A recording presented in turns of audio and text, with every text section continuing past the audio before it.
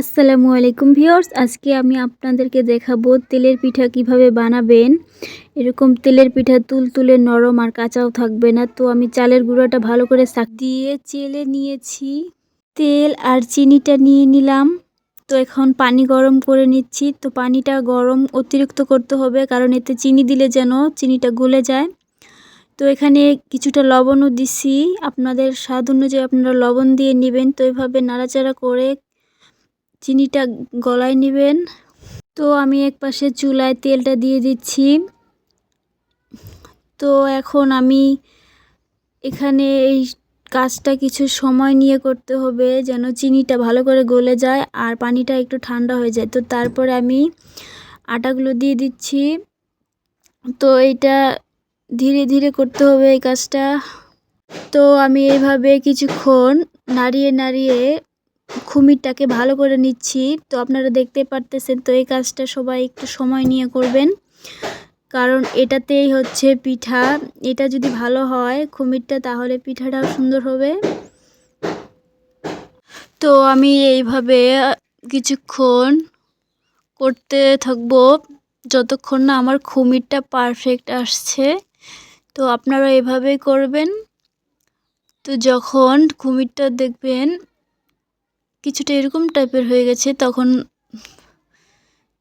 এখন ভাববেন যে এটা কমপ্লিট, এটা পারফেক্ট হয়েছে।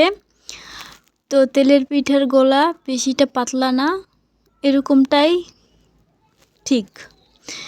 তো আমি আরেকটু পানি দিয়ে নিচ্ছি, বেশি ঘন হয়েছে। তো এই যে এটা হচ্ছে পারফেক্ট। তো আমি এখন আর পানি দিব না। তো এখন ভালো করে মিক্সার করে নিচ্ছি। তো ভালো করে মিক্সারটা করে নিতে হবে, না হলে পিঠাটা ভালো হবে না। তো এখন আমি চুলায় যে তেলটা দিয়েছিলাম সেই তেলটা এখন গরম হয়ে গেছে। তো এখন আমার ভাজার পালা। তো তেলটাকে ভালো করে গরম করে নিতে হবে, কারণ তেল যদি কম গরম হয় তাহলে পিঠাটা ফুলবে না। তো আমি একটু পানি দিয়ে দেখলাম যে তেলটা আসলে কেমনটা গরম হয়েছে। তো অনেকটা গরম হয়ে গেছে তেল। তো এখন আমি দিয়ে দিচ্ছি।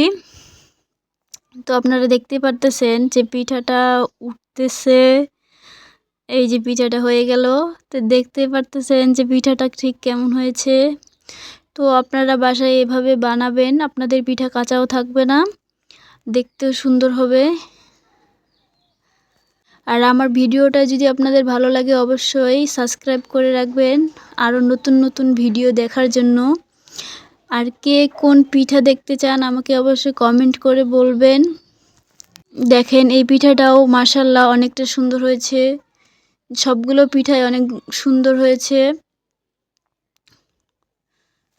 তো আপনারা যদি এইভাবে বাসায় পিঠে বানান, তাও আপনাদের আটা নষ্ট হবে না, পিঠাও নষ্ট হবে না। তো আজকের মতো খুদা হাফেজ।